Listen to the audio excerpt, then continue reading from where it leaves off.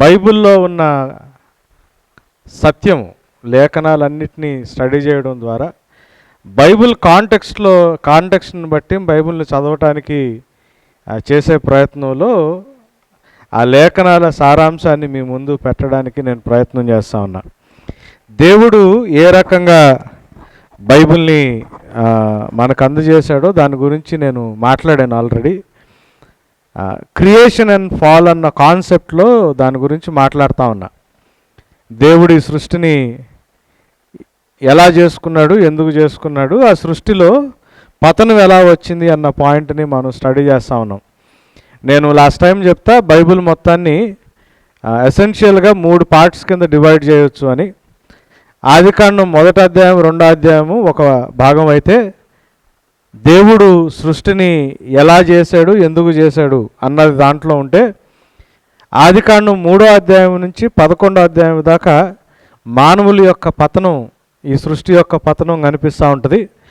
ఆ పతనం ఆల్మోస్ట్ ప్రకటన గ్రంథం 19వ అధ్యాయం దాకా ఆ ప్రకటన యొక్క ఛాయలు, దాని సిమ్టమ్స్ మనకి కనిపిస్తూ ఉంటాయి. 3వ భాగంగా ఆదికాండం 12వ అధ్యాయం నుంచి ప్రకటన గ్రంథం 22వ అధ్యాయం దాకా ఏ రకంగా దేవుడు ఈ సృష్టిని రెస్టోర్ చేసుకుంటా, దాన్ని పునరుద్ధరించుకుంటా వస్తున్నాడో, దాన్ని తిరిగి దేవుడు ఎలా పునఃస్థాపిస్తూ ఉన్నాడో దానికి సంబంధించిన వివరాలు ఉంటాయని చెప్తా ఉంటే నేను లాస్ట్ టైము ఈ విషయం నేను దాని గురించి మాట్లాడుతూ ఉన్నా. దేవుడు ఈ సృష్టిని చేసినప్పుడు ఈ సృష్టిలో అన్ని వాటి పని చేయగలిగే సామర్థ్యత దేవుడు వాటికి ఇచ్చినప్పుడు, ఆ ఫంక్షన్ చేయగలిగే సామర్థ్యత వాటికి ఇచ్చిన తర్వాత దేవుడు సృష్టిని నడిపించడానికి క్రమబద్ధీకరించే బాధ్యత, అంటే పరిపాలించే బాధ్యత దేవుడు నరులకు ఇచ్చాడు. ఎందుకు చేసుకున్నాడు దేవుడు సృష్టిని అంటే తన నివాస స్థలంగా, ఆయన మన మధ్యలో నివసించడానికి నివాస స్థలంగా చేసుకున్నాడు అన్న విషయాన్ని నేను లాస్ట్ టైం చెప్తా ఉన్నా. మనం ఇక్కడ ఆగాం. సో దేవుడు 1వ అధ్యాయంలో దేవుని తరపున పరిపాలన చేయడానికి, ఆయన యజమాని కాబట్టి, ఆయన రాజు కాబట్టి, ఆయన తరపున పరిపాలన చేయడానికి మనల్ని రాజులుగా దేవుడు లోకాన్ని లోబర్చుకుని ఏలుబడి చేయడానికి దేవుడు పెట్టాడని 2వ అధ్యాయంలో మందిరం యొక్క యాజకత్వాన్ని నేను మీకు జ్ఞాపకం చేస్తా. యాజకుల బాధ్యత దేవుడు మానవులకు ఇచ్చాడని. సో 2వ అధ్యాయంలో యాజకత్వం మనకు అక్కడ కనిపిస్తుందని. సో మనం దేవుడు క్రియేషన్ చూసినప్పుడు మానవుడు రాజు అయిన యాజకుడుగా దేవుడు మానవుడిని సృజించుకున్నాడన్న విషయాన్ని చూసాం. దాని తర్వాత ఈ పాయింట్ దగ్గర నేను ఆపాను. కీర్తనలు 8వ అధ్యాయంలో దేవుడు నరులకి ఇచ్చిన ఆ మహిమ ఏంటో మనం స్టడీ చేస్తూ ఉన్నాం. దేవుడు సృష్టిని సృజించాడు. ఈ సృష్టిలో ఆయన చేతి పని అన్నిటి మీద ఎవరికి అధికారం ఇచ్చాడంటే మనుషులకు అధికారం ఇచ్చాడు. అది దేవుడు మానవులకి ఇచ్చిన మహిమ అన్న మాటను మనం చూస్తూ ఉన్నాం. ఆయన ఈ సృష్టిలో చేసిన వాటన్నిటి మీద మానవులకు అధికారం ఇచ్చి దేవుని ప్రతినిధులుగా పరిపాలన చేసే కృపని దేవుడు మానవులకు ఇచ్చాడు. దాని గురించి దావీదు రాసిన కీర్తన మనం చూస్తున్నాం. అయితే ఈ ఉద్దేశంలో చేసిన ఈ క్రియేషను ఏమైంది అంటే క్రమక్రమంగా పతనమైంది. మానవుల స్థితి స్లోగా పతనమైంది. ఈ మానవుల పతనాన్ని గురించి ఆలోచించడానికి ముందు కొన్ని ప్రాముఖ్యమైన విషయాలు మనం తెలుసుకోవాలి. ఎందుకు అంటే మనం 21వ శతాబ్దంలో 21st సెంచరీలో మనం ఒక వరల్డ్ వ్యూలో మనం బ్రతుకుతాం. ఈ జీవితం ఏంటి, లోకం ఏంటి, ఈ పరిస్థితులు ఏంటి, వీటి గురించిన అవగాహన, మనం పెరిగిన వాతావరణం కావచ్చు, మనం పెరిగిన సంస్కృతి కావచ్చు, మన దేశ సంస్కృతి కావచ్చు, మనం చదువుకున్న చదువులు కావచ్చు, మనకంటూ కొన్ని ఆలోచన విధానాలు ఉంటాయి. కానీ ఈ బైబిల్ దగ్గరగా అందులో మొట్టమొదటి ఆదికాండము క్రీస్తు పూర్వం 1445వ సంవత్సరంలో దేవుడు ఇచ్చాడు. అక్కడున్న ప్రజలతో దేవుడు మాట్లాడతా వాళ్ళతో మాట్లాడిన మాటల్లో నుంచి ఇప్పుడు మనం నేర్చుకోవడానికి కావాల్సిన సత్యాన్ని కూడా దేవుడు దాంట్లో పొందుపరిచాడు.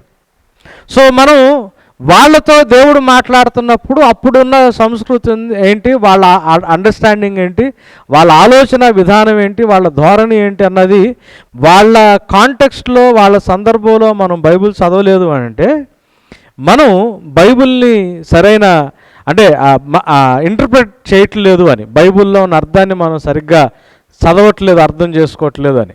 సో వాళ్ళకున్న అండర్స్టాండింగ్లో బైబిల్ని చదివేటప్పుడు వాళ్ళకి బైబిల్ గురించి, దేవుడు గురించి, అప్పుడున్న పరిస్థితుల గురించి ఎటువంటి అవగాహన ఉందో అది ముందు మనం తెలుసుకోవాలి. అది తెలుసుకుంటేనే బైబిల్ సందర్భంగా దేవుడు వాళ్ళతో ఎట్లా మాట్లాడాడు అనేది మనకు అర్థమవుతుంది. అయితే నేను మీకు కొన్ని విషయాలు చూపిస్తా. అక్కడ చూడండి ఏముందో, ఏలయనగా యెహోవా భూలోకమంతటికి పైగా నీవు మహోన్నతుడివై ఉన్నావు, సమస్త దేవతలకు పైగా నీవు ఆధిపత్యం అత్యధికమై ఔన్నత్యము పొంది ఉన్నావు అని రాశాడు. అక్కడ రాసిన మాట ఏంటి? సమస్త దేవతల కంటే. ఇంగ్లీష్లో చూస్తే దేవతలు అన్ని స్త్రీలింగం కనిపించదు, గాడ్స్ అని పురులింగం కనిపిస్తుంది. తెలుగు భాషలోకి వచ్చేటప్పుడు దాన్ని స్త్రీలింగంలోకి, ఫెమినైన్ జెండర్లోకి ట్రాన్స్లేట్ చేశారు. కానీ యాక్చువల్గా ఎలోహీం, దేవుడు, సమస్త దేవుళ్ళ పైగా నువ్వు అత్యధికమైన ఔన్నత్యాన్ని పొంది ఉన్నావు అని రాశాడు. సో ఇప్పుడు మనం ఆ స్టేట్మెంట్ అక్కడ చూస్తూ ఉంటే ఏమని కనిపిస్తూ ఉంది? సమస్త దేవుళ్ళ పైగా నీకు ఆధిపత్యం ఉంది అంటే ఈయన కాకుండా వేరే దేవుళ్ళు ఉన్న భావంతో వాళ్ళు మాట్లాడినట్టుగా అనిపిస్తుంది, అంతే కదా. మళ్ళీ యెషయా భక్తుడు ఏమంటున్నాడు? నేను యెహోవాను, మరి ఏ దేవుడును లేడు, నేనే తప్ప ఏ దేవుడు లేడన్నాడు.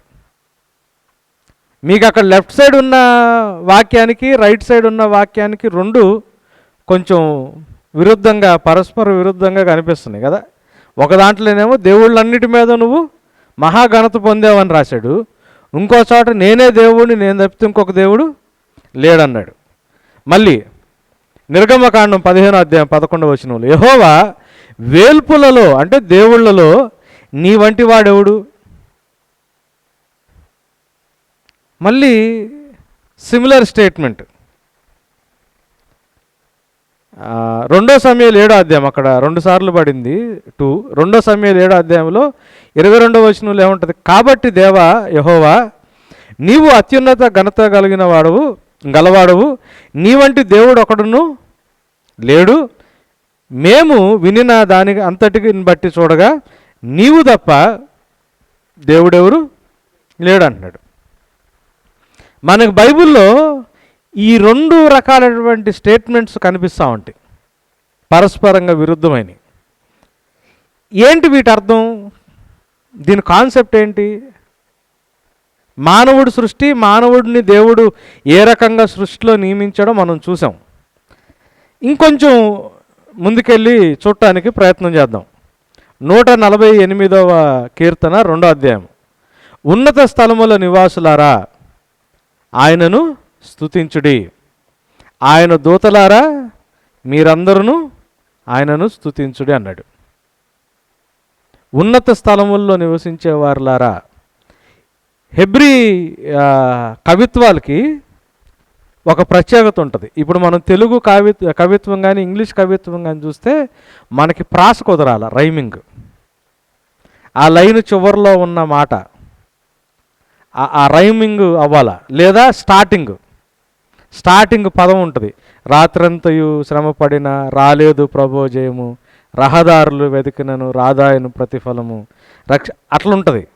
హీబ్రూ భాషలో మొదటి లైన్కి రెండవ లైన్కి ఈ లైన్స్ మధ్యలో రైమింగ్ ఉండదు, రైమింగ్ కాన్సెప్ట్ ఉండదు. భావాన్ని వాళ్ళు ఫస్ట్ లైన్లో ఉన్న భావం రెండవ లైన్లో కూడా అదే భావాన్ని ఎన్హాన్స్ చేసే సెంటెన్స్ ఉంటుంది.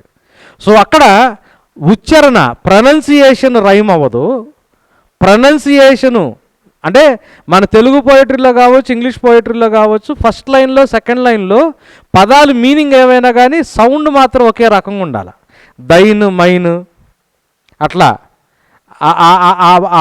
ఉచ్చారణ ఒకే రకంగా ఉండేది మనం కవిత్వంలో రాస్తాం. హెబ్రీ భాషలో ఎట్లా రాస్తారు అంటే మొదటి లైన్లో ఉన్న భావానికి రెండో లైన్లో ఉన్న భావము దాన్ని బలపరిచే విధంగా ఉంటుంది, భావాల యొక్క రైమింగ్ ఉంటుంది. సో ఇక్కడ మీరు చూసినప్పుడు ఉన్నత స్థలముల నివాసులారా ఆయన్ను స్తుతించుడి. ఆ ఉన్నత స్థలం నివాసులు ఎవరు? రెండో లైన్లో దాని భావాన్ని బలపరిచే ఇంకొక మాట అన్నాడు, ఆయన దూతలారా మీరందరూ ఆయన్ని స్తుతించుడి అన్నాడు. దూతలు అంటే ఎవరు అంటే ఉన్నత స్థలాల్లో నివసించే వాళ్ళు అన్న ఆలోచన మనకి బైబిల్ చెప్తుంటుంది.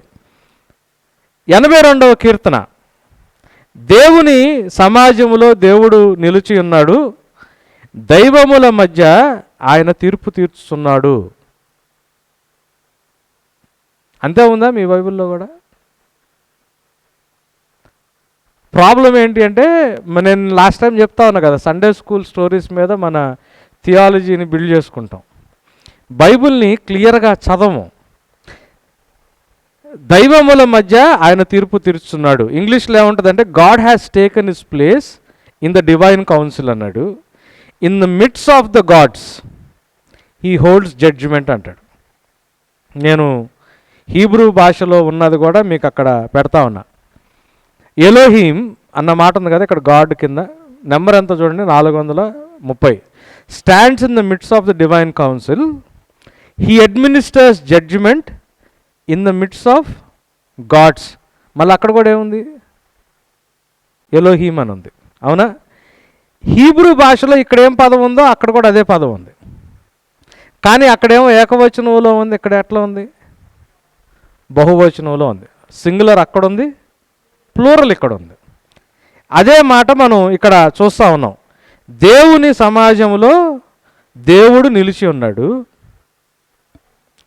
దైవముల మధ్య ఆయన తీర్పు తీర్చున్నాడు. God stands in the divine assembly, దేవుని సమాజంలో దేవుడు నిలిచి ఉన్నాడు. He administers judgement in the midst of God, దైవముల మధ్య దేవుళ్ళ మధ్య ఆయన తీర్పు తీరుస్తున్నాడు అన్నాడు. బైబిల్ దేవుని యొక్క సింహాసనాన్ని ఎట్లా చూపిస్తుంది అంటే, ఇప్పుడు రాజుగారి దర్బార్ ఎట్లా ఉంటుంది? చక్రవర్తి కూర్చుని ఉంటే ఆ దర్బార్లో చాలామంది అఫీషియల్స్ కూర్చుని ఉంటారు. మంత్రి ఉంటాడు, సైన్యాధిపతి ఉంటాడు, ఆ అడ్మినిస్టర్ చేసే ఒక పెద్ద బలగం ఉంటుంది. అలా దేవుని యొక్క సింహాసనాన్ని, దేవుని యొక్క సభని మనకి బైబిల్లో చూపిస్తారు. దానియేలు గ్రంథం కూడా మీరు చదివారనుకోండి, అంతటా సింహాసనములు వేయబడెను అని ఉంటుంది. ఒకటి కాదు, సింహాసనాలు వేయబడి, ఆ సింహాసనాల మధ్యలో మహావృద్ధుడు ఒక అతను కూర్చునుట నేను చూశానంటాడు. ఇంగ్లీష్లో ఏన్షియంట్ ఆఫ్ డేస్ అన్న మాట వాడారు, తెలుగులో మహావృద్ధుడు అని వాడారు. మహావృద్ధుడు అంటే ముసలోడు అని కాదు, అనంతకాలం నుండి బ్రతికే ఉన్నవాడు అని. దాన్ని అక్కడున్న హెబ్రీ భాషని ట్రాన్స్లేట్ చేయడానికి మన తెలుగులో వొకాబులరీ లేక మహావృద్ధుడు అని తెలుగులో రాస్తే, ఇంగ్లీష్లో కూడా వొకాబులరీ లేదు, ఏన్షియంట్ ఆఫ్ డేస్ అన్నారు. అంటే చాలా కాలం నుంచి, అనంతకాలం నుంచి, ఆది లేకుండా ఉన్న ఆయన కదా దేవుడు, సృజింపబడకుండా ఆది లేకుండా ఉన్న ఆయన అనంతకాలం నుంచి ఉన్నాడు కాబట్టి ఆయన ఏమన్నారు? మహావృద్ధుడు అన్న మాట వాడారు. సో మనకు అక్కడ దానియేలు గ్రంథంలో కూడా రాజుగారి అంటే దేవుని సభ ఎట్లా ఉంటుంది అంటే, దేవుని యొక్క ప్రజెన్స్, సింహాసనం ఎలా ఉంటుంది అంటే, అంతమంది అఫీషియల్స్ మధ్యలో ఆయన కూర్చుని ఉండటం అన్నది వాళ్ళు అంటే వాళ్ళకి దేవుడు బయలుపరిచిన సత్యం. మనం దేవుడు అనగానే మనకి జనరల్గా మనకొక అండర్స్టాండింగ్ ఉంటుంది, హీబ్రూ ప్రజలకి వాళ్ళకి వేరే అండర్స్టాండింగ్ ఉంటుంది, వాళ్ళకి వేరే అండర్స్టాండింగ్ ఉంటుంది. అక్కడ మనం దానియేలు గ్రంథం చూస్తే అట్లాంటి సభ ఉంది, అట్లాంటి సభలో తండ్రి కూర్చుని ఉన్నాడు. అక్కడికి మేఘాల మీద ఆసీనుడై మనిషి కుమారుని పోలిన ఆయన వచ్చినట్లుగా కనిపిస్తుంది. అక్కడ యేసు ప్రభువుని గురించిన ప్రస్తావన దానియేలు గ్రంథంలో మనకు కనిపిస్తుంది. సో ఇక్కడ మనం జాగ్రత్తగా గమనిస్తే దేవుడు ఎక్కడ ఉన్నాడు అంటే డివైన్ కౌన్సిల్ అని ఉంది, దైవ సమాజంలో, దేవుని సమాజము లేకపోతే దైవ సమాజము, ఇంగ్లీష్లో డివైన్ కౌన్సిల్ అన్నారు. ఆ డివైన్ కౌన్సిల్ అన్న దగ్గర అదా అనే మాట ఉంది, మీకు అక్కడ కనిపిస్తుందా? డివైన్ ఎల్ అంటే దేవుడు అన్నదానికి షార్ట్ ఫామ్. ఎలోవా అంటే ఒకళ్ళ కంటే ఎక్కువ, ఇద్దరు ఉండటం. ఎలోహీమ్ ఇద్దరి కంటే ఎక్కువ ఉండటం. అంటే మనకి ఏకవచనం బహువచనం తెలుగులో, ఇంగ్లీష్లో సింగులరు ప్లూరల్, హీబ్రూలో ఒకటి రెండు కంటే ఎక్కువ. ఎల్ అంటే ఒక అతన్ని సూచించడం, అంటే దేవుని పేరుకి షార్ట్ కట్ లాగా. ఎలోవా అంటేనేమో ఇద్దరు, ఎలోహీమ్ అంటే ఇద్దరు కంటే ఎక్కువ అని. అక్కడ దేవుని అక్కడ అదాత్ అనే మాట ఉంది కదా, దాన్ని బైబిల్లో ఎలా ట్రాన్స్లేట్ చేశారు అంటే రకరకాలుగా ట్రాన్స్లేట్ చేశారు. కమ్యూనిటీ అని కొన్ని చోట్ల, కాంగ్రిగేషన్ అని కొన్ని చోట్ల, కంపెనీ అని కొన్ని చోట్ల, గ్యాంగ్ అని కొన్ని చోట్ల. సో అక్కడ భక్తుడు ఏమని చెప్పడానికి ప్రయత్నం చేస్తున్నాడంటే దేవునికి ఒక సమాజం ఉంది, అక్కడ దేవుళ్ళగా పిలువబడే వాళ్ళు ఆసీనులై ఉన్నారు, వాళ్ళ మధ్యలో యెహోవా దేవుడు నిలబడి తీర్పు తీరుస్తున్నాడు అని ఒక పిక్చరు మనకి చూపిస్తాడు. ఈ పిక్చర్ చూసేటప్పుడు ఇంకొంచెం అర్థం చేసుకోవడానికి మళ్ళీ ప్రయత్నం చేద్దాం. యెహోవాను స్తుతించుడి, 148వ దావీదు కీర్తన. ఆకాశవాసులారా యెహోవాని స్తుతించుడి, ఉన్నత స్థలముల నివాసులారా ఆయనను స్తుతించుడి, ఆయన దూతలారా మీరందరూ ఆయన స్తుతించుడి, ఆయన సైన్యములారా మీరందరూ ఆయన స్తుతించుడి, సూర్యచంద్రులారా ఆయనను స్తుతించుడి, కాంతిగల నక్షత్రములారా. ఎంతమందిని అడ్రస్ చేస్తున్నట్టు కనిపిస్తుంది చూసారా? ఎవరు వీళ్ళంతా? వీళ్ళంతా ఒకళ్ళని అన్ని రకాలుగా పిలుస్తున్నారా? ఒకళ్ళేనా? ఎందుకు అంటే మనకి దేవదూతలు అనగానే ఆ నేటివిటీ స్కిట్లో అమ్మాయికి 2 రెక్కలు పెట్టి చేతులు ఇట్లా పెట్టి చిన్నపిల్లల్ని పెట్టి ఇక వాళ్ళే దేవదూతలు, దయాప్రాప్తురాల అని మనకు ఒకటి ఉంటుంది. కానీ బైబిల్లో అందరు దేవదూతలు అందరికీ రెక్కలు ఉండవు. అసలు దేవదూతల్ని ఫెమినైన్ జెండర్లో బైబిల్ ఎక్కడ మాట్లాడదు. ఏంజల్ అన్న మాట, ఏంజలియాన్ అనే మాట బైబిల్లో పురులింగం. మనకి గ్రీక్ ఫిలాసఫీలోంచి వచ్చిన దాన్ని మనం హత్తుకున్నాం కాబట్టి ఏంజల్ అన్న మాటను తీసుకెళ్ళి అమ్మాయికి పెడతాం. యాక్చువల్గా హీబ్రూ కాంటెక్స్ట్లో angel is a masculine gender, పురుషుడు, పురులింగం. అది అది అది స్త్రీలకి ఫీమేల్కి పెట్టే పేరు కాదు యాక్చువల్గా. సరే, దీన్ని కొంచెం జాగ్రత్తగా చూడటానికి ప్రయత్నం చేద్దాం. ఇందాక చూపించా దైవ సమాజము అనేది ఒకటి ఉంది. అంటే దేవుని సభలో కూర్చున్న వాళ్ళు కాకుండా దేవదూతలు, ఆకాశ సైన్యము, ఏంజల్స్, హెవెన్లీ హోస్ట్. నేను వాటికి సంబంధించిన రిఫరెన్సెస్ ఇచ్చా, ఇది మీరు రిఫర్ చేసుకోవాలి. తర్వాత దేవుని కుమారులు లేకపోతే దైవపుత్రులు అన్నమాట వీళ్ళు కనిపిస్తారు మనకు బైబిల్లో. కీర్తన 29:1, యోబు గ్రంథం 1 అధ్యాయం 6వ వచనం కదా, ఆదికాండం 6వ అధ్యాయం 4వ వచనంలో దేవుని కుమారులు, దైవపుత్రులు అన్న వాళ్ళు కనిపిస్తారు. యోబు గ్రంథం 38 అధ్యాయం 7వ వచనంలో నక్షత్రములుగా పిలువబడే వాళ్ళు అంటాడు. యోబుతో ఏమంటాడు? నేను ఈ భూమికి పునాది వేస్తున్నప్పుడు ఆకాశ నక్షత్రములు నన్ను ఆరాధిస్తున్నప్పుడు నువ్వు ఎక్కడున్నావు యోబు అని క్వశ్చన్ చేస్తాడు. నక్షత్రములు, స్టార్స్ అన్న మాట.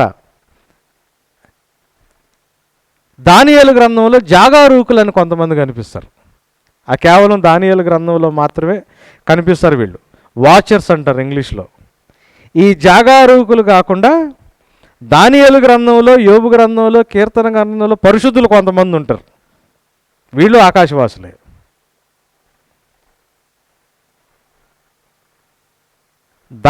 ధనాధిపతులు కొంతమంది ఉంటారు, ప్రిన్సెస్, చీఫ్స్ అని. దానియేలు గ్రంథం స్టడీ చేసిన వాళ్ళు ఎంతమంది ఉన్నారు మీలో? దానియేలు 23 రోజులు ఉపవాసం ఉంటాడు. 23వ రోజు ఒక దేవదూత వస్తాడు. వచ్చి నేను మొదటి రోజే నీకు జవాబు తీసుకుని బయలుదేరాను, అప్పుడు పారసీకుల రాజుల యొక్క పరిపాలనలో ఉంటాడు దానియేలు. అక్కడ పారసీకుల రాజు నన్ను అడ్డుకున్నాడు. ఎవరిని? దేవదూతని. ఈ 23 రోజులు నేను ఆయనతో ఫైట్ చేస్తూ ఉన్నాను. రాజుల సమక్షంలో నుంచి నేను రాలేకపోయాను. అప్పుడు మికాయేలు వచ్చాడు. వచ్చి ఆ పారసీకుల రాజుతో ఆయన యుద్ధం చేస్తున్నాడు. నేను నీకు ఈ సమాచారం చెప్పడానికి వచ్చాను. నేను వెళ్ళిపోవాలా, దీని తర్వాత గ్రీకుల రాజు వస్తాడు అన్న మాటను మాట్లాడతాడు. మీరు బైబిల్ని జాగ్రత్తగా చదివితే ఒక్క దేవదూత దగ్గర 150,000 మంది సైనికుల్ని చంపేయగలిగే అంత శక్తి కలిగిన వాడుగా మనకు బైబిల్లో కనిపిస్తారు. మరి దానియేలు దగ్గరకు వస్తున్న ఆ దేవదూతని ఒక రాజు ఆపితే 23 రోజులు ఫైట్ చేస్తా ఆ రాజుని జయించలేకపోయాడు. ఎవరా రాజు అనంటే మనుషుల్లో ఉన్న రాజు కాదు, ఇది మానవుల మధ్యలో జరుగుతున్నది కాదు. బైబిలు ఆకాశవాసుల్లో ఉన్న రాజ్యాధిపతుల గురించి మాట్లాడుతున్నారు. పౌలు గారు కూడా ఇట్లాంటి మాటలే మాట్లాడతాడు. మనం చేసే పోరాటం మనుషులతో కాదు, ప్రధానులతో, అధికారులతో, లోకనాథులతో, అంధకార శక్తులతో మనం ఫైట్ చేస్తున్నాము అని, మధ్యాకాశంలో ఉన్న శక్తులతో మనం ఫైట్ చేస్తున్నామని. సో బైబిల్ కాలంలో బైబిల్ చదివే వాళ్ళకి వీటిలన్నిటి గురించి అవగాహన ఉంది. వీళ్ళు కాకుండా మళ్ళీ రాజులు అన్న వాళ్ళు కనిపిస్తారు దానియేలు గ్రంథంలోని. ఇతర దేశానికి సంబంధించిన దేవతలు కనిపిస్తారు. మీరు నిర్గమకాండం చదివితే యెహోవా దేవుడు ఏమంటాడంటే, పస్కా పండగ ఆ రోజు నైట్ నేను ఐగుప్తులో ప్రతి ఇంటిని దర్శిస్తాను. ఎవరెవరు గుమ్మాల మీద అయితే రక్తం లేదో వాళ్ళ ఇంట్లో ఉన్న ప్రథమ కుమారుణ్ణి నేను చంపుతాను. నేను ఆ దేశం యొక్క దేవతల మీదకి యుద్ధానికి వస్తున్నాను అని మాట్లాడతాడు యెహోవా దేవుడు. సో మనం జాగ్రత్తగా గమనిస్తే బైబిల్లో ఈ భూమి మీద ఉండే ప్రజలు, భూమి మీద ఉండే జీవరాశులు కాకుండా ఆకాశవాసులు చాలామంది బైబిల్లో ప్రస్తావించబడటం జరిగింది. నేను వాటి డీటెయిల్స్లోకి వెళ్ళట్లా, మనం వెళ్ళే కొద్దీ వీటి గురించిన ఎక్స్ప్లెనేషన్ వస్తుంది. నేను ఊరికనే ఈరోజు ప్రస్తావించి ముందుకు వెళ్ళటానికి ప్రయత్నం చేస్తున్నా. పైగా పాత నిబంధనలో చాలాసార్లు ఇతర దేవతలు, దేవుళ్ళ గురించిన ప్రస్తావన ఉంది. నేను అక్కడ పెట్టాను చూడండి.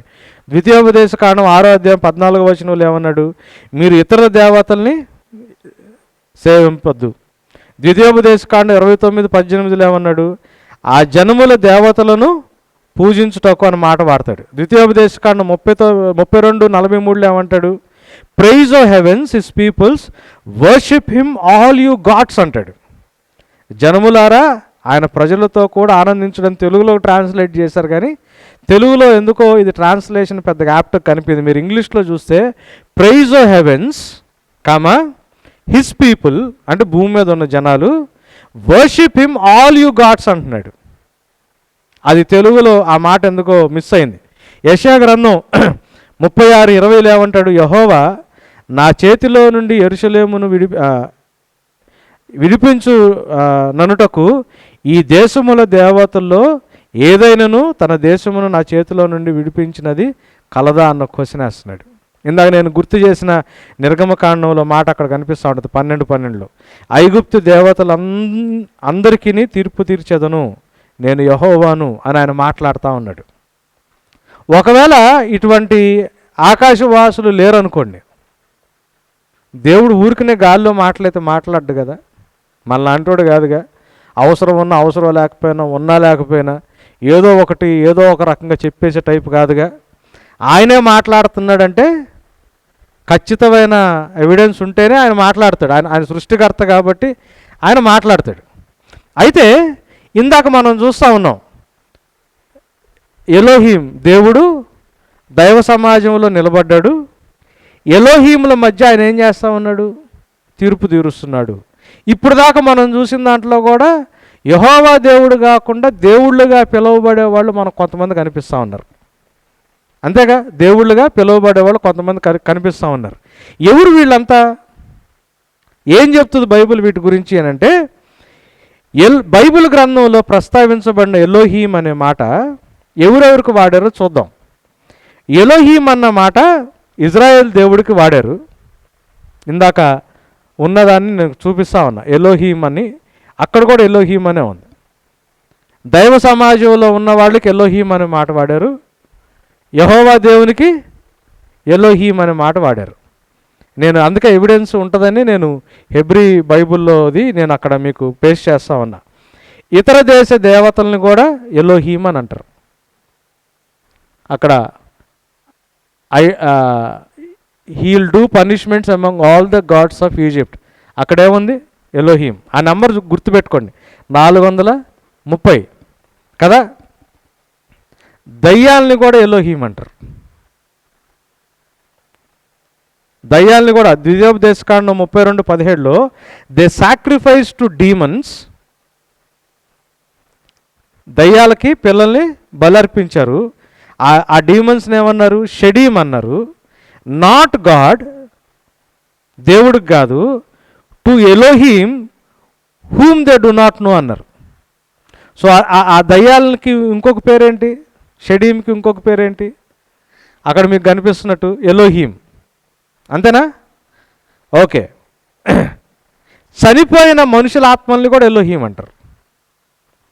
సౌలు రాజు ఒక సోది చెప్పి ఆమె దగ్గరికి వెళ్తాడు. ఎవరి కోసం? సమూయేలు కోసం. ఆమె మాట్లాడుతూ ఉన్నటువంటి పెద్ద గరుసుద్ది. ఎందుకు, ఎవరిని చూసావు నువ్వంటే, దైవం వంటి వాడు ఒకటి రావడం నేను చూశాను అంటాడు. అంటదామా? మీరు తెలుగు బైబిల్లో కూడా దైవము వంటి వాడు రావడం చూశాను అంటాడు. అప్పుడు ఎవరు వస్తారు? శామ్యూయల్ వస్తాడు. సో చనిపోయిన మనుషుల ఆత్మలను ఆమె ఏమని పిలిచింది? దైవము వంటి వాడు. అక్కడ చూసారా? And the woman said to Saul, I see a god Elohim coming up from the ground. Then he said to her, what is his name అంటే శామ్యూయల్ అని చెప్తుంది ఆమె. సో అక్కడ ఏముంది? అక్కడ కూడా ఎలోహీం అని ఉంది. చచ్చిపోయిన మనుషుల ఆత్మల్ని ఎలోహీం అని పిలుస్తున్నారు. దూతల్ని కూడా ఎలోహీం అని పిలుస్తారు. సో ఎలోహీం అన్నది ఎసెన్షియల్గా యెహోవా దేవుడికి ఒక్కడికే వాడిన పేరు కాదు. ఎలోహీం అంటే ఏంటి అంటే ప్రాంతానికి బట్టి వచ్చిన మాట. ఇప్పుడు తెలంగాణ ఈయన తెలంగాణ ఆయన అంటే అని అన్నాం అనుకోండి, మీరు తెలంగాణ వాళ్ళే, ఆయన తెలంగాణ ఆయన తెలంగాణ. సీఎం రేవంత్ రెడ్డి అయినా తెలంగాణ ఆయనే కదా. అంటే ఆ ప్రాంతానికి సంబంధించిన వాళ్ళని అట్లా పిలుస్తారు. ఆయన ఆంధ్ర ఆయనండి, ఈయన ఒరిస్సా ఆయనండి. అట్లా ఆకాశానికి అదృశ్య లోకానికి సంబంధించిన వాళ్ళందరినీ ఎలోహీం అని పిలుస్తారు. ఇప్పుడు దేవుడు కూడా అదృశ్యమైన లోకానికి సంబంధించిన ఆయన కాబట్టి, ఆయన కూడా అదృశ్యుడు కాబట్టి యెహోవా దేవుడిని కూడా ఏమన్నారు? ఎలోహీం అన్నారు. సో ఎలోహీం అనేది ఒక వ్యక్తి పేరు కాదు. ఎలోహీం అనేది ప్రాంతానికి వాడిన పేరు. అందరూ ఆకాశవాసులందరూ, ఈ అదృశ్య లోకానికి సంబంధించిన వాళ్ళందరినీ ఎలోహీం అని పిలుస్తారు. వాళ్ళల్లో యెహోవా కూడా ఉన్నాడు కాబట్టి ఆయన కూడా ఎలోహీం అని అన్నారు. కానీ ఈయన వీళ్ళని కూడా సృజించిన ఆయన ఎవరు? ఈ ఆకాశవాసుల్ని యెహోవాయే కాబట్టి వాళ్ళు యెహోవాని ఏమని పిలిచేవాళ్ళు అంటే ఎల్ఎల్యోమ్ అనే మాట వాడేవారు. అంటే సర్వోన్నతుడైన దేవుడు అని. ఎలోహీములందరికంటే ఉన్నతమైన వాడు, ఈ ఎలోహీముల్ని సృజించిన వాడు. సో భూనివాసులని సృజించిన ఆయనే, ఆకాశవాసుల్ని సృజించిన ఆయనే. అదృశ్య లోకంలో ఉన్న వాళ్ళందరినీ ఎలోహీములు అన్నారు. వాళ్ళని సృజించిన ఆయన ఎవరు? యెహోవా దేవుడు. భూనివాసుల్ని సృజించిన ఆయన ఎవరు? యెహోవా దేవుడు. ఆయన అందరినీ సృజించినోడు కాబట్టి ఆయన ఏమన్నాడంటే సర్వోన్నతుడైన దేవుడు, ద గాడ్ మోస్ట్ హై అన్నారు. అందుకే మీరు బైబిల్లో యేసు ప్రభు దయ్యాలు తెరవడానికి వస్తే ఏమని? సర్వోన్నతుడైన దేవుని కుమారుడా, నీకు మాతో నీకేం పని అన్నాయి.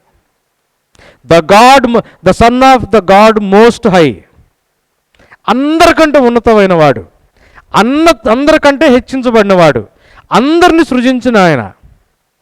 He is the God most high. So God అనంత మాత్రాన వాళ్ళు దేవుళ్ళు అంటే అది ప్రాంతానికి సంబంధించిన మాటే. వాస్తవానికి దేవుడు ఒక్కడే, సృష్టికర్త ఒక్కడే, ఆయన యెహోవా. సృష్టికర్త ఒక్కడే, ఆయన యెహోవా. ఆయన తప్పితే ఇంకొకళ్ళు ఎవరు లేరు. కానీ ఆ ప్రాంతంలో ఉన్న ఆకాశవాసులందరినీ కూడా వీళ్ళేమని పిలిచేవాళ్ళు? ఎలోహీం అన్నారు. కాబట్టి దైవముల మధ్యలో నీ వంటి వాడెవరు అని అన్నారు. కానీ వాస్తవానికి దేవుడు ఒక్కడే. దేవుళ్ళు అంటే మన కాన్సెప్ట్లో సృష్టికర్తలు ఇంకెవరు లేరు.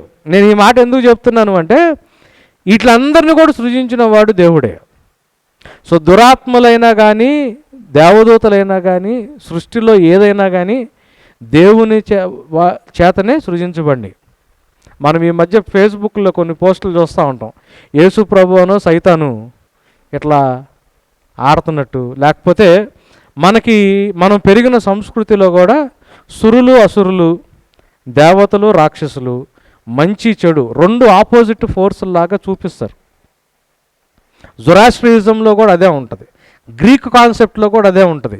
వరల్డ్ రిలీజియన్స్లో మంచికి దేవుడు, చెడుకి సాతానో దయ్యమో ఏదో, ఈ రెండింటిని రెండు ఈక్వల్ ఫోర్సెస్ లాగా చూపిస్తారు. బైబిల్ ఏమంటుందంటే దేవుడికి సాటి ఎవరు లేరు. There is nobody equal to God. ఆయన పక్కన కానీ ఆయన పైన కానీ ఆయనతో కానీ ఎవరు లేరు.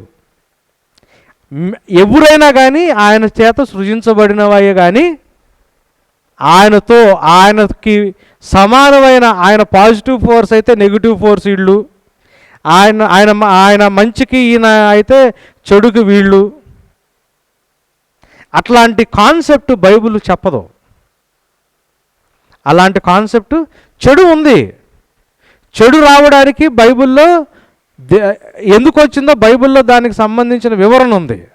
కానీ దేవుడికి సమానంగా ఈక్వల్ ఆపోజిట్ ఫోర్స్ ఏది లేదు. సాతాను యేసు ప్రభువుకి కానీ తండ్రికి కానీ పరిశుద్ధాత్ముడికి కానీ సమానమైన ఫోర్స్ కాదు, ఆపోజిట్లో కాదు. సాతాను దేవుడు సృష్టిలో సృజించబడినాడు. దేవుడు కూర్చోమంటే కూర్చోవాలా, నుంచోమంటే నుంచోవాలా. దేవుడితో ఈక్వలెంట్ ఫోర్స్ కాదు సాటన్.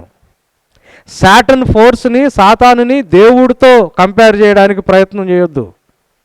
మనం తప్పు చేసిన వాళ్ళం అవుతాం. యోబు గ్రంథంలో చాలా క్లియర్గా ఉంటుంది. దేవుడు ఎంతవరకు అనుమతిస్తే సాతాను అంతవరకే వెళ్ళగలడు. కానీ దేవుని మాటని దాటి దేవుణ్ణి ఓవర్ పవర్ చేసి కొన్నిసార్లు కొంతమంది మాట్లాడటం నేను ఇది విన్నా. ఒకసారి మా చర్చిలో ఒక సిస్టర్ వాళ్ళ అక్క కూతుర్ని బాంబేలో ఒకడు రేప్ చేసి చంపేశాడు. అది చాలా పెద్ద ఇష్యూ అయింది, పార్లమెంట్ లెవెల్లోకి వెళ్ళింది.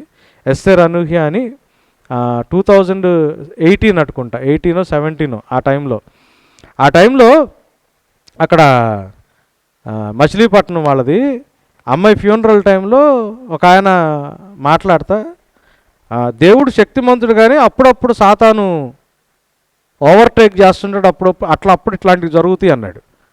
దేవుడికి సమానమైన ఆపోజిట్ ఫోర్స్ ఏమి ఉండదు. అందుకే ఆయన్ని సర్వోన్నతుడైన దేవుడు అన్నారు.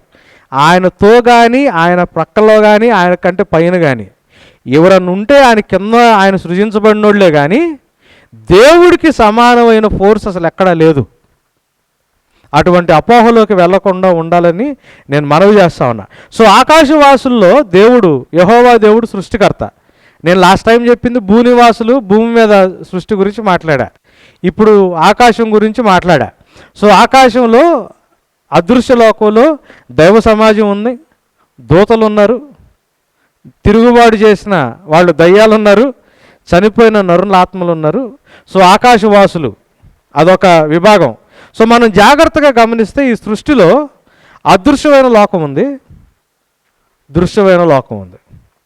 అదృశ్యమైన లోకాన్ని ఆకాశం లేదా పరలోకం అన్నారు, దృశ్యమైన లోకాన్ని భూమి అన్నారు. అదృశ్య లోకంలో దేవుని కుమారులు ఉన్నారు, దైవ సమాజం ఉంది, దూతలు ఉన్నారు, ఇతర ఆకాశవాసులు ఉన్నారు.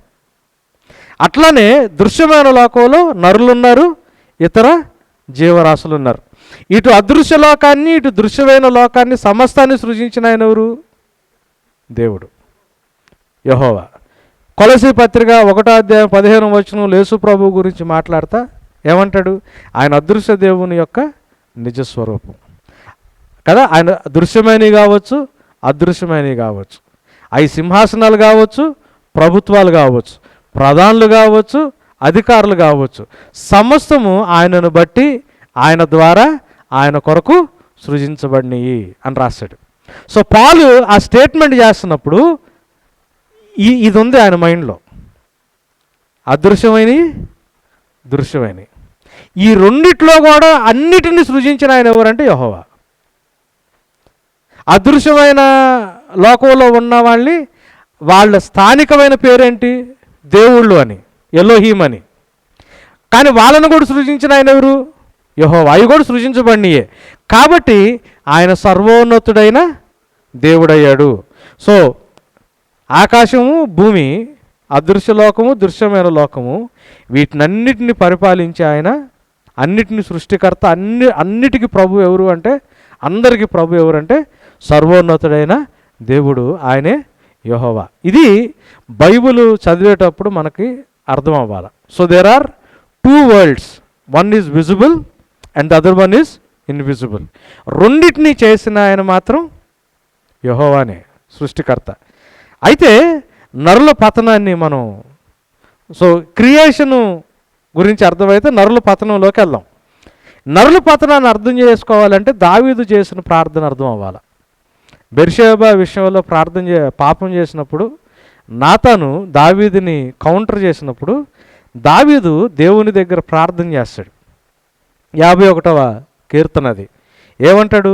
దేవా, నీ కృప చొప్పున నన్ను కరుణించుము, నీ వాత్సల్య బాహుల్యము చొప్పున నా అతిక్రమములను తుడిచివేయము, నా దోషము పోవునట్లు నన్ను బాగుగా కడుగుము, నా పాపము పోవునట్లు నన్ను పవిత్రపరచుమన్నాడు. 3 ఏరియాల్లో కన్ఫెస్ చేస్తాడు. నా అతిక్రమములు, నా ఇనిక్విటీస్,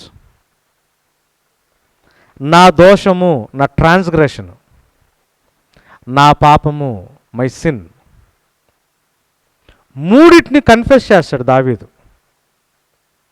ఆయన యొక్క పతనం గురించి మాట్లాడతా, నా అతిక్రమాన్ని, నా ఇనిక్విటీని నువ్వు తుడిచివేయి, నా దోషము, నా ట్రాన్స్గ్రెషను పోవునట్లు నన్ను బాగుగా కడుగుము, నా పాపము, నా సిన్ పోవునట్లు నన్ను పవిత్రపరచు అన్నాడు. So to understand the fallen state of man, పడిపోయిన మానవుడి యొక్క ఆ పతనాన్ని మనం అర్థం చేసుకోవాలంటే 3 అంశాలు మనం అర్థం చేసుకోవాలి. ఒకటి దోషము, ట్రాన్స్గ్రెషన్. రెండవది పాపము, సిన్. మూడవది అతిక్రమము, ఇనిక్విటీ. కొన్నిసార్లు దోషాన్ని అపరాధము అన్న మాట వాడారు తెలుగులో. ఇదేంటో కొంచెం అర్థం చేసుకోవడానికి ప్రయత్నం చేద్దాం. ట్రాన్స్గ్రెషన్, ట్రెస్పాస్, రెబిలియన్, ఈ 3 మాటలు వాడారు ఇంగ్లీష్ బైబిల్లో. దోషము లేదా అపరాధము తెలుగు బైబిల్లో వాడారు. దీనికి హెబ్రీ పదం ఏంటి అంటే పెషా అంటారు. గ్రీక్లో ఏమంటారంటే పరప్తామా అంటారు. గ్రీక్లో పరప్తామా అంటారు, హెబ్రీ భాషలో పెషా అంటారు, తెలుగులో దోషము లేదా అపరాధము అంటారు, ఇంగ్లీష్లో ట్రాన్స్గ్రెషను, ట్రెస్పాస్, రెబిలియన్ అంటారు. దీని అర్థం ఏంటి అంటే నమ్మకాన్ని వమ్ము చేయడం, నమ్మక ద్రోహం చేయడం. దీనికి ఎగ్జాంపుల్ ఏంటంటే ఒక వైఫ్ అండ్ హస్బెండ్ ఉన్నారు, భార్యాభర్తలు ఉన్నారు. ఈ రిలేషన్షిప్లో భర్తనికి నమ్మకంగా లేకుండా ఇంకొకళ్ళతో ఈమె వెళ్తుంది అనుకోండి, దాన్ని హెబ్రీ భాషలో పెషా, ట్రాన్స్గ్రెషన్, నమ్మక ద్రోహం. లేదా ఈయన ఆమెనితో నమ్మకంగా లేకుండా ఇంకొక వాళ్ళతో వెళ్తున్నారు అనుకో, విశ్వాసఘాతకం అంటారు చూసారా. అవతల వ్యక్తి మన మీద పెట్టుకున్న విశ్వాసాన్ని వమ్ము చేయడం, అవతల వ్యక్తి ఆయన మన మీద పెట్టుకున్న ఫెయిత్ని నేను బ్రేక్ చేయడం. అర్థమవుతుంది కదండి. దాన్ని ట్రాన్స్గ్రెషన్ అన్నారు, ట్రెస్పాస్ అన్నారు, రెబిలియన్ అన్నాడు. బిట్రేయింగ్ ఎ రిలేషన్షిప్, ఒక సంబంధాన్ని, ఆ విశ్వాసాన్ని వమ్ము చేయడం, బ్రేక్ చేయడం. రెండోది పాపం, ఇంగ్లీష్లో సిన్ అన్నారు. హఠా అనే మాట ఉంటుంది హెబ్రీ భాషలో, హమర్తియా అని గ్రీక్ భాషలో ఉంటుంది. హఠా అనే మాట హెబ్రీ భాషలో ఉంటుంది, హమర్తియా అనేది గ్రీక్ భాషలో ఉంటుంది. పాపానికి ఆ కట అనే మాటకు అర్థం ఏంటంటే టు మిస్ ద మార్క్ అని. టు మిస్ ద మార్క్ అంటే అర్థం ఏంటి? సపోజ్ మీరు నన్ను కరెక్ట్గా ఆ గడియారాన్ని షూట్ చేయమన్నారు అనుకోండి, నేను షూట్ చేశా, గురి తప్పి పక్కన తగిలింది. సో నాకేమైంది? గురి మిస్ అయింది. ఈ ఆ మార్కుని మిస్ అవ్వడం హఠ. ఈ మిస్ అవ్వడంలో రెండు ఉంటాయి. ఒకటి, నాకు షూట్ చేయడం రాదు, మిస్ అయింది. ఇది కాదు, నాకు వచ్చు షూట్ చేయడం. కానీ మీరేం చెప్పారు? దాన్ని షూట్ చేయమంటే నేను కావాలనే డెలిబరేట్గా మీ మాట వినకుండా నేను పక్కన షూట్ చేశా. డెలిబరేట్గా నేను మార్క్ మిస్ అయ్యా. దీన్ని హఠ అన్నారు. అంటే డెలిబరేట్గా నా అంతటి నేనే మీ ఉద్దేశాన్ని నేను మిస్ అయ్యా, మీ ఆజ్ఞని నేనేం చేస్తున్నా? మిస్ చేస్తున్నా, డెలిబరేట్గా కావాలని. దీన్ని హఠ అన్నారు.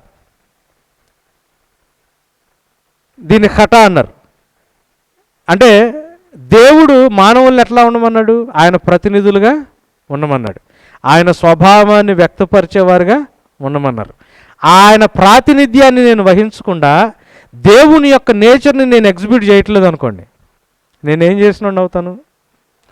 కావాలని ఆయన ఉద్దేశాన్ని నేను మిస్ చేసినోడిని అవుతా. దాన్ని పాపం అన్నారు. మూడవది ఇనిక్విటీ, తెలుగులో అక్రమము. ఎవాన్ అనే మాట హెబ్రీ భాషలో, అనోమియా అనే మాట గ్రీకు భాషలో వాడారు. దాని అర్థం ఏంటంటే చెరపటం, డిస్టార్ట్ చేయడం. సపోజ్ ఎవడన్నా బొమ్మ వేస్తున్నారు అనుకోండి, అది ముగ్గేస్తున్నారు అనుకోండి, ఆ డిజైన్ని నేను అటు ఇటు చేశాను అనుకోండి, ఒరిజినల్ షేప్ ఏమవుద్ది? షేప్ చెడిపోద్ది, డిస్టార్ట్ అవుతుంది. ఇప్పుడు ఈవెన్ పొల్యూషన్ ఉంటుంది. మంచి గాలిని మనం వాడే బండి వాడితే కార్బన్ మోనాక్సైడ్ దాంట్లో కలిసి దాంట్లో పొల్యూషన్ వస్తుంది. సో చెరపటం, వక్రీకరించడం, కలుషిత చేయడం, దీన్ని ఇనిక్విటీ అన్నారు. ఈ మూడిటిని అర్థం చేసుకోవాలా మానవుడి యొక్క పతనం అర్థం అవ్వాలంటే. దావీదు ఈ మూడిటిని ప్రతిదాన్ని నేమ్ చేసి కన్ఫెస్ చేశాడు, ప్రతిదాన్ని ఒప్పుకొని కన్ఫెస్ చేశాడు. ఈ మూడు ఏంటో చెప్పాను. ఈ మూడిటిని బైబిల్లో వీటిని ఎట్లా ఎక్స్ప్లెయిన్ చేసుకుంటూ వచ్చాడో చూద్దాం. మనకి ఆదికాండం 3వ అధ్యాయంలో మనిషి ఏం చేసినట్టు కనిపిస్తుంది? మనకు జనరల్గా మనకు సండే స్కూల్ కాన్సెప్ట్ ఏంటంటే పాపం. కానీ బైబిల్లో పాపం అనే మాట మొట్టమొదటిసారి ఎక్కడ కనిపిస్తుంది? జెనసిస్ 4:6లో కనిపిస్తుంది.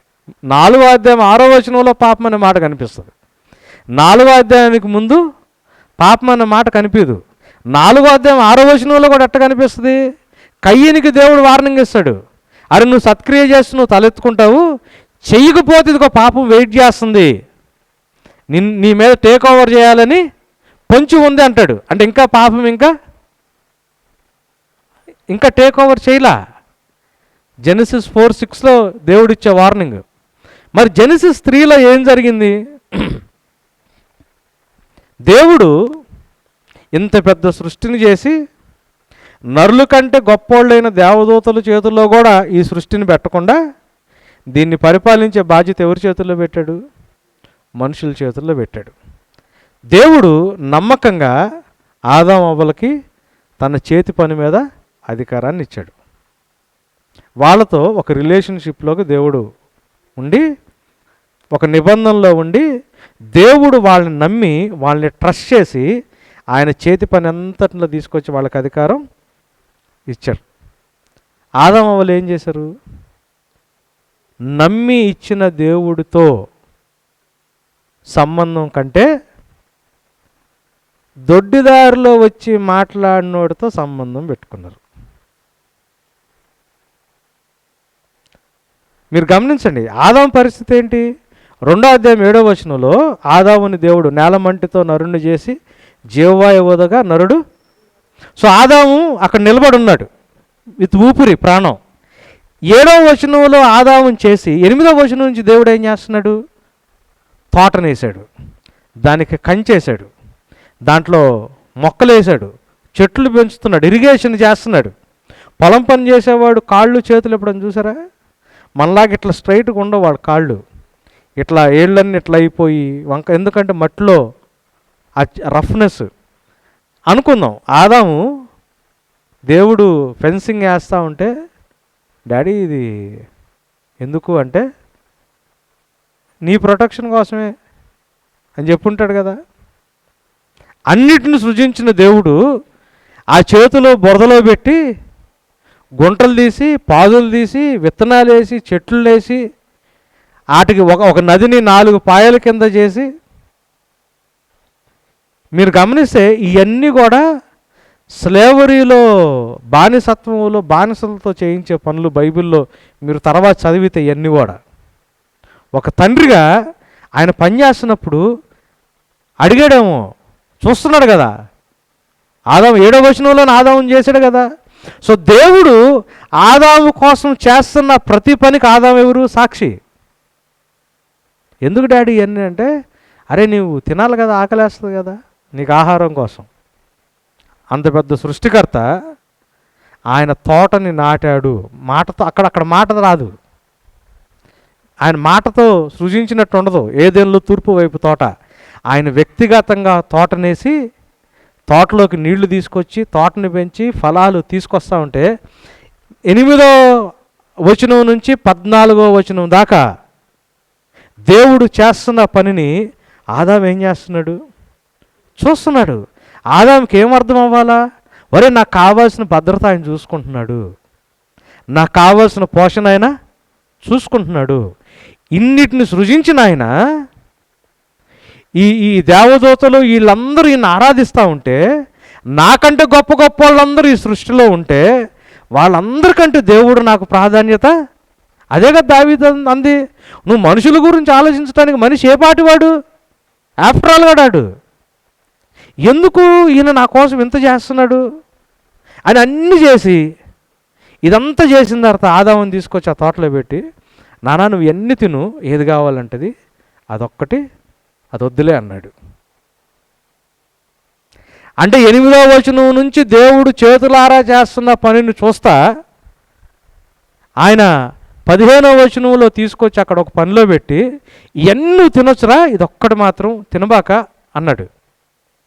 ఆదాముకి ఏమని రావాలి మైండ్లో? అరే ఇదంతా నా మేలు కోసం చేస్తున్నాడు కదా, అన్నిటి నాకు ఇచ్చేశాడు కదా, ఇంత గొప్ప గొప్ప సృష్టి ఉన్నా కూడా, ఇంత సృష్టిలో కూడా దేవుడు నన్నే నమ్మి నా చేతికి అప్పగిచ్చాడు కదా, అది వద్దన్నాడు కదా, వద్దన్నాడు కదా. ఎందుకో మంచిగా వద్దని ఉంటాడుగా. చుట్టాలందరి ముందు ఒక పెళ్ళిలో మా నాన్న ఆ మొహం మీద ఉమ్మూసి తిట్టాడు, నువ్వు చచ్చిపోతే బాగుండేది అనవసరంగా పుట్టావని. మా తమ్ముడు వాళ్ళు 2 తమ్ముళ్ళు ఉంటారు నాకు, నేను చచ్చిపోవాలని ప్రార్థనలు చేసేవాళ్ళు. మా ఆంటీ వాళ్ళు, మా చుట్టాలు, మా కజిన్స్తో ఎవరితో మాట్లాడితే నన్ను పిలిపించి, నువ్వేంట్రా మా వాళ్ళతో మాట్లాడుతున్నావు, నీలాంటి వాడితో మాట్లాడితే మా వాడి పరిస్థితి ఏమైపోద్ది, జీవితం ఏమైపోద్ది అని అడిగేవాళ్ళు. అది నా బతుకు. ఇక్కడ బేగంపేట రైల్వే స్టేషన్ దగ్గర అటు నుంచి ఒక ట్రాకు, ఇటు నాంపల్ నుంచి వచ్చి ఒక ట్రాకు, నాంపల్ నుంచి సికింద్రాబాద్కి వెళ్ళి ఒక ట్రయాంగిల్ లాగా ఉంటుంది. సేమ్ ఇట్లాంటి స్పాటే బెంగళూరులో ఒకటి ఉంటుంది, బయ్యప్పన్హల్లి అని. ఇక్కడ బెంగళూరు ఎట్లా ఉంటుంది, అక్కడ బయ్యప్పన్హల్లి అని రైల్వే స్టేషన్ ఉంటుంది. చచ్చిపోదామని వెళ్ళి పడుకున్న పట్టాల మీద. పట్టాలు ఎట్లుంటాయి, హ్యూమన్ వేస్ట్ ఉంటుంది, అది అయింది చొక్కాకి. ఆ స్మెల్కి పడుకోలేకపోయా, ట్రైన్ ఏమో రాట్లా, ఇక ఉండలేక లెగిసొచ్చా. అటువంటి పనికిరాని ఒకడిని పట్టుకొచ్చి దేవుడు ఇక్కడ దాకా తీసుకొచ్చాడు. మా అమ్మకి క్యాన్సర్ వస్తే 11 రోజుల్లో మందులు లేకుండా దేవుడు హీలింగ్ ఇచ్చాడు. మా అమ్మని ట్రీట్ చేసిన ఎవరు అంటే Omega hospital director Mohan Vamsi, టీవీలో కూడా వస్తుంటాడు.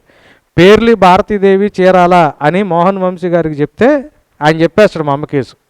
నా దగ్గర డాక్యుమెంటెడ్ ఎవిడెన్స్ ఉంది మా అమ్మ హీల్ అయిన సంగతి. మా మినిస్ట్రీలో మా అమ్మని హీల్ చేసుకున్నాడు దేవుడు, ఇక్కడ దాకా తీసుకొచ్చాడు.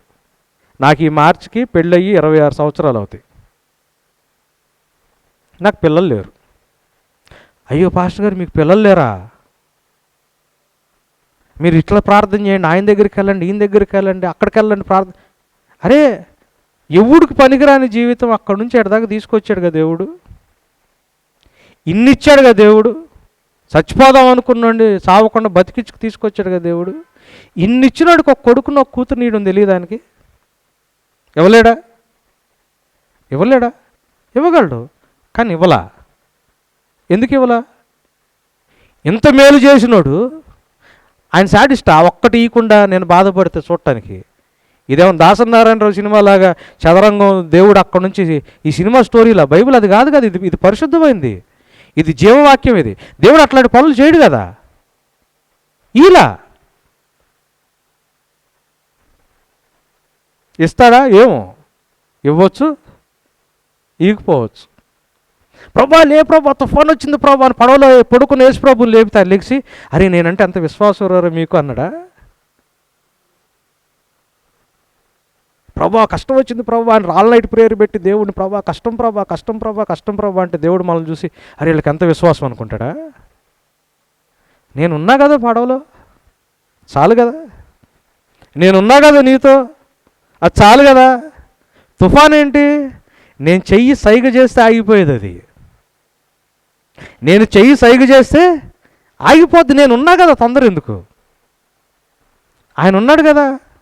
అరే కళ్ళతో చూస్తున్నాడు ఆదాము, ఆయన చెయ్యి పెట్టి తోటేసి పళ్ళు తీసుకొచ్చి ప్రొటెక్షన్ వేసి ఇంత చేస్తున్నాడు. ఇన్ని తినమన్నాడు. ఈ మిగతా ఇన్నేమో ఆయన స్తుతిస్తూ ఉంటే ఆయన నా కోసం పనిచేస్తున్నాడు. ఇన్ని తినమన్నాడు, ఒక్కటి వద్దన్నాడు. ఎందుకు వద్దన్నాడు? దుష్టుడు ఎప్పుడు కూడా ఆ ఒక్క దాని దగ్గరికి వెళ్తాడు. నన్ను ఎంతమందో మీరు ఎట్లయినా కానీ బ్రదర్, మీరు అవి చూడండి ఇవి చూడండి, అక్కడ మెథడిస్ట్ చర్చ్ వాళ్ళందరూ దారూరు జాతరకి వెళ్తారు. అక్కడ మిషనరీస్ ప్రార్థన చేసినవి, ఆ చెట్టు బెరడు తింటే మీకు పిల్లలు పుడతారు, లేకపోతే ఈ సేవకుడి దగ్గరికి ఆశ. ఎందుకు వాళ్ళందరి దగ్గరికి? సాతాను తీసుకెళ్తాడు. వీళ్ళు అంత నమ్మకంగా దేవుడు ఆయన్ని సృజించి ఆయన కళ్ళ ముందు ఇవన్నీ చేసి ఆయనకు పన్ను అప్పగిచ్చి అరే నువ్వు ఒక్కడివే మంచిది కాదు, నువ్వు ఒక్కడివే చేయలేవు ఆగు పని అని సాటి అయిన సహాయాన్ని కూడా ఆయన చేసి మళ్ళీ తీసుకొచ్చి ఆదాం దగ్గర పెడితే, అంత నమ్మకాన్ని దేవుడు వాళ్ళ పట్ల చూపిస్తే, అంత ప్రేమ వాళ్ళ పట్ల దేవుడు చూపిస్తే, ఆ ఒక్కటి ఏదో తక్కువ ఉంది చూసారా? ఆ ఒక్కదాని గురించి ఎవడో దొడ్డుదారిలో నుంచి వచ్చి మాట్లాడినాడు మాట విని ఆడి మాట నమ్మి వాడు చెప్పిన పని చేశారే కానీ నమ్మకం పెట్టుకుని నమ్మిన దేవుడిని ఏం చేశారు? నమ్మక ద్రోహం చేశారు. ఆదికాండం 3వ అధ్యాయంలో ట్రాన్స్గ్రెషన్ జరిగింది. అందుకే పౌలు గారు రోమా 5:12లో ఒకని అపరాధం వల్ల మరణం వచ్చిందని రాస్తాడు. పాపం అని రాయడు అక్కడ, బై వన్ మ్యాన్స్ ట్రాన్స్గ్రెషన్ అని రాస్తాడు.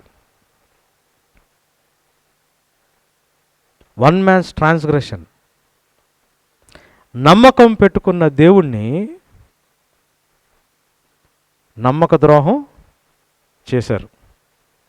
దేవుడు నమ్మి సృష్టి మొత్తాన్ని వాళ్ళ చేతుల్లో పెడితే ఆయన పట్ల నమ్మక ద్రోహాన్ని చేశారు. దేవుడిచ్చిన మహిమ కంటే సొంతగా మహిమని సంపాదించుకుందాం. ఎందుకు? మంచి చెడు ఏదో తెలిస్తే నాకు కావాల్సినవి నేను సంపాదించుకోవచ్చు. దేవుడిచ్చింది కాదు, దేవుడిచ్చింది కాదు, నాకు కావాల్సింది నేను సంపాదించుకోవచ్చు. లోకంలో పొజిషను, లోకంలో జ్ఞానం, ఇదంతా ఇదే. అందుకే యేసయ్య ఏమన్నాడు తెలుసా?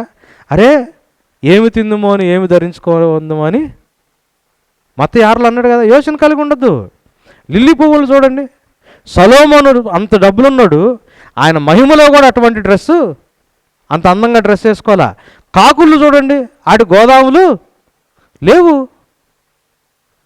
ఒకడు తన కొడుకు రొట్టెని అడిగితే రాయినిస్తాడా, చేపను అడిగితే పావునిస్తాడా? చెడ్డవాళ్ళు అయ్యుండి మీ బిడ్డలకి మీరు మంచి ఇస్తారు కదా, పరలోకంలో ఉన్న తండ్రి మీకు ఎంత ఇస్తాడు? లోకస్తులు వీటి వెనకాల పోతారు. యేసు ప్రభు చాలా క్లియర్గా మాట్లాడుతున్నాడు. పౌలు కూడా ఏమంటాడు? ఏమి తిందామో ఏమి ధరించుకున్నామో దాంట్లో తృప్తిపడి ఉండండి. సంతుష్టి కలిగిన దైవభక్తి గొప్ప లాభసాధకం. ధనాపేక్ష సకల కీడుకి. మనం దేవుడిచ్చిన దాంట్లో ఉంటే దేవుడిచ్చే మహిమ మన మీద నిలబడుతుంది. అట్లా కాకుండా గొప్పదనం మనం సంపాదించుకోవాలా, పేరు మనం సంపాదించుకోవాలా, మన మహిమను మనం సంపాదించుకోవడానికి మనకి తెలివితేటలు కావాలని చెప్పి మానవుడు వాడు సొంత కష్టాలు, వాడు సొంత కృషి మీద వాడు పని చేయడానికి వాడు ప్రయత్నం చేసిన రోజున అది దేవుడు మహిమ నుంచి వాడిని తోసేస్తుంది. ఏమైంది మానవుడి తెలివితో? ఇన్ని భవనాలు కట్టుకున్నాడు, ఎంత సైన్స్ డెవలప్ చేసుకున్నాడు, కంటికి కూడా కనిపించని ఒక చిన్న వైరస్ దెబ్బకి ముక్కు నోరు మూసుకుని తలుపులు మూసుకుని ఇంట్లోకి వెళ్ళి కూర్చున్నాడు. దేవుడిచ్చే మహిమ వేరు, మనం సంపాదించుకునే మహిమ వేరు. సాతాను ఇప్పటికీ నరుల్ని ఏ పాయింట్లో దేవుడి పట్ల నమ్మక ద్రోహం చేస్తుంది తెలుసా?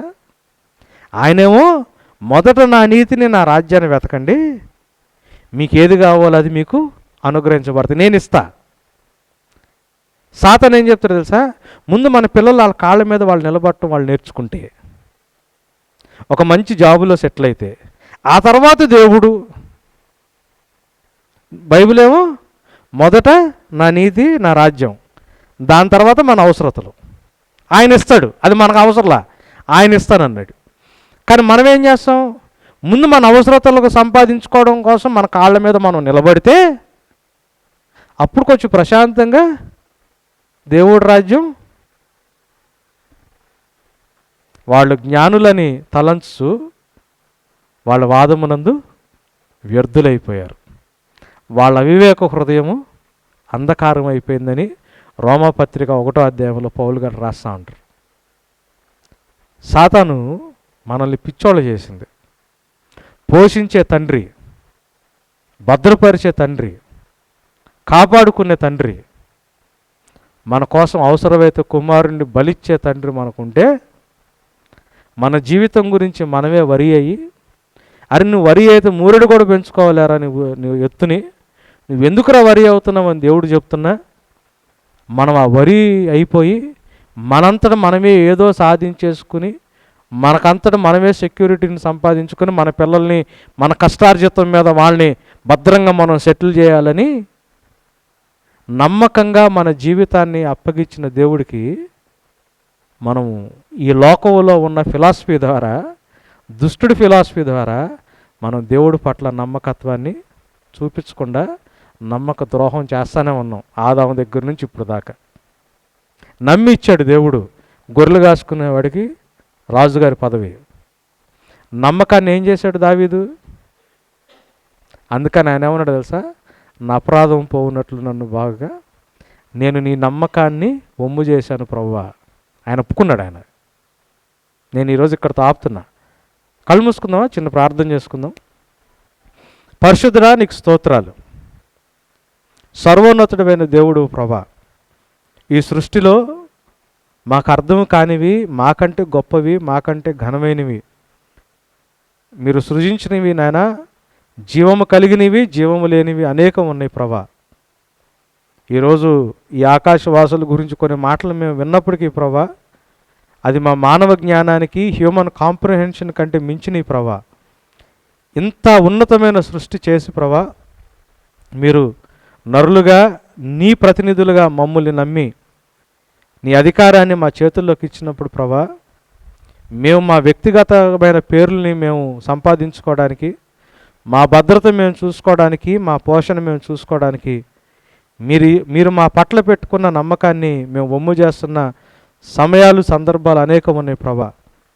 అయినా ఒకవేళ అది మీరు మా జీవితంలో ఏదన్నా జ్ఞాపకం చేస్తున్నది ఉంటే మీ సన్నిధిలో మేము ఒప్పుకుని నాయనా మరలా నీతో సమాధాన పడగలగటానికి నాయనా నీ కుమారుని యొక్క రక్తంతో మమ్మల్ని కడిగి మీరే మమ్మల్ని సంసిద్ధుల్ని చేయమని ఈ సమయాన్ని బట్టి నీకే మహిమ, ఘనత, ప్రభావాలు చెల్లిస్తూ యేసునామమున ప్రార్థించి వేడుకుంటున్నాం తండ్రి. ఆమేన్.